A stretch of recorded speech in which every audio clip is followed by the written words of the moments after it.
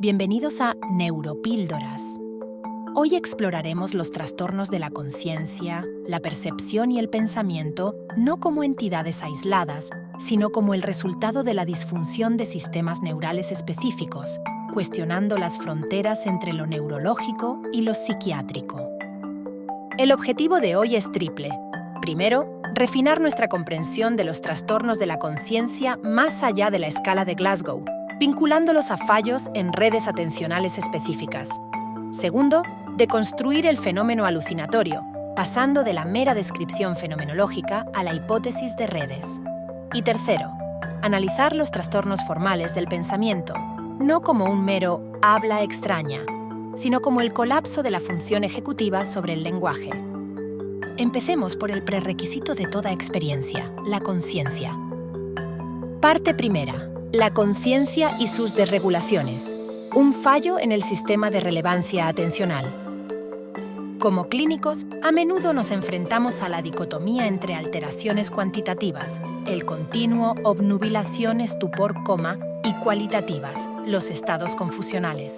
Propongo IR, más allá, la alteración de la conciencia, en sus formas más sutiles y clínicamente relevantes para nosotros, es fundamentalmente un trastorno de la modulación atencional y de la integración de la información. Consideremos el delirium. La fenomenología clásica, fluctuación, desorientación, alucinaciones visuales, apunta a una disfunción masiva y aguda. ¿Pero de qué? La hipótesis actual más robusta postula un colapso en la red de atención ventral, o red de saliencia. Esta red, anclada en la ínsula anterior y la corteza cingulada anterior, es la encargada de detectar estímulos relevantes e inesperados para reorientar nuestra atención. En el delirium, esta red se vuelve hiperreactiva y errática. Cualquier estímulo interno o externo, una luz, un ruido, una sensación visceral, es marcado como saliente, provocando una atención caótica, fragmentada e incapaz de mantenerse en una tarea. A esto se suma una hipoactividad de la red de atención dorsal, frontoparietal, encargada del mantenimiento voluntario del foco. El resultado es un cerebro que salta de un estímulo a otro sin control top-down. El déficit colinérgico, a menudo implicado, sería el modulador químico de este desequilibrio de redes. Más complejo aún es el caso de las alteraciones circunscritas, como la despersonalización y la desrealización. Aquí no hay un fallo global de la alerta, sino un fallo selectivo en la integración de la información interoceptiva y exteroceptiva con el sentido del yo.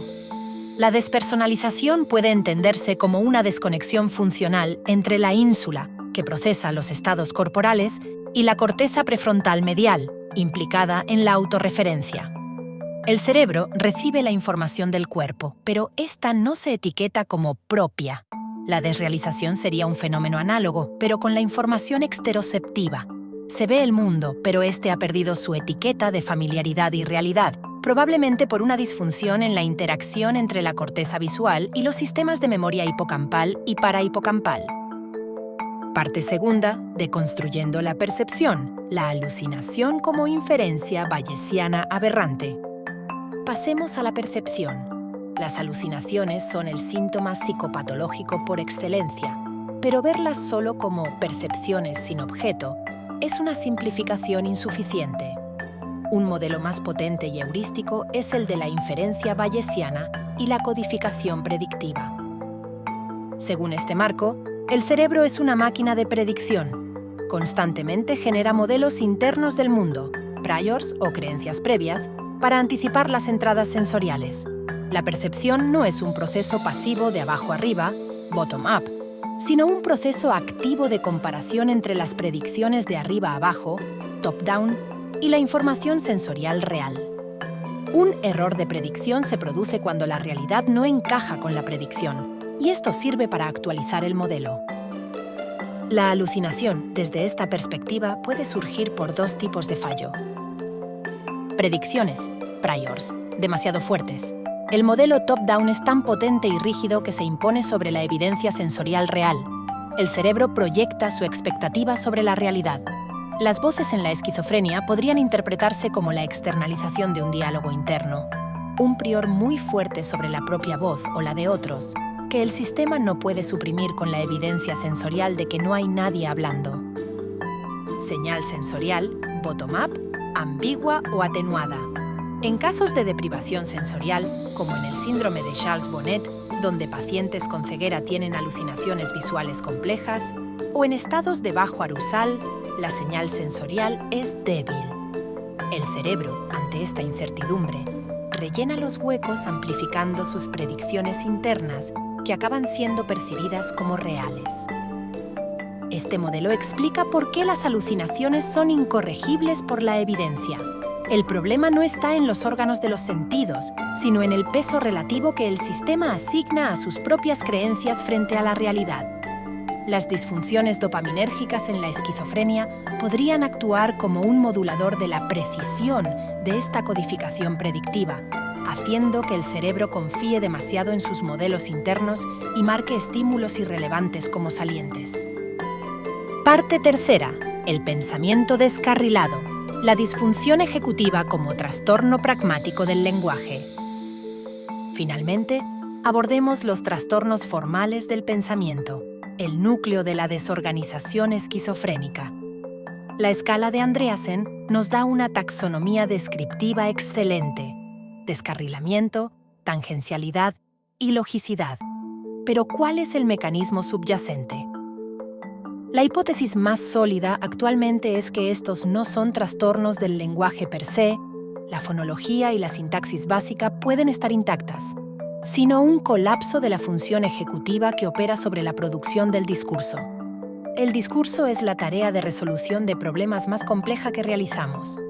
Requiere fijar un objetivo comunicativo, intención, planificar una secuencia de ideas, mantenerlas en la memoria de trabajo, inhibir asociaciones irrelevantes, monitorizar la comprensión del interlocutor y ser flexible para ajustar el plan.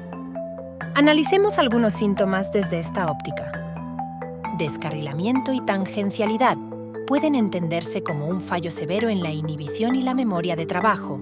El paciente es incapaz de inhibir asociaciones semánticas débiles o estímulos del entorno y pierde el hilo del objetivo comunicativo principal que debería estar manteniendo activo en su memoria de trabajo. Pobreza del contenido del habla. No es un problema de vocabulario, sino un déficit en la fluidez conceptual y la flexibilidad cognitiva. El paciente no puede generar nuevas ideas o cambiar de perspectiva, recurriendo a un discurso estereotipado y vacío. Ilogicidad. Refleja un fracaso en el razonamiento y la monitorización. No hay una supervisión interna que evalúe si las inferencias y conclusiones que se verbalizan son lógicamente coherentes. En esencia, el pensamiento desorganizado es un síndrome disejecutivo aplicado al dominio del lenguaje. Es la manifestación verbal de una disfunción en los circuitos prefrontales, especialmente el dorsolateral, y su conectividad con las áreas temporales del lenguaje. El paciente no puede gestionar los recursos cognitivos necesarios para construir un discurso pragmático y coherente. En conclusión, hemos transitado desde una visión descriptiva a una mecanicista, la alteración de la conciencia como un fallo en las redes de saliencia atencional, la alucinación como una inferencia predictiva aberrante, y el pensamiento desorganizado como el colapso del control ejecutivo sobre la producción lingüística. Esta perspectiva nos aleja de las etiquetas estáticas y nos acerca a la comprensión de procesos y circuitos dinámicos. Nos permite, como clínicos, formular hipótesis más precisas, diseñar rehabilitaciones más focalizadas y, en última instancia, entender el sufrimiento de nuestros pacientes no como una colección de síntomas extraños, sino como la consecuencia lógica de la disfunción de los sistemas más sofisticados que el cerebro ha desarrollado. Gracias por su atención. Esto ha sido Neuropíldoras.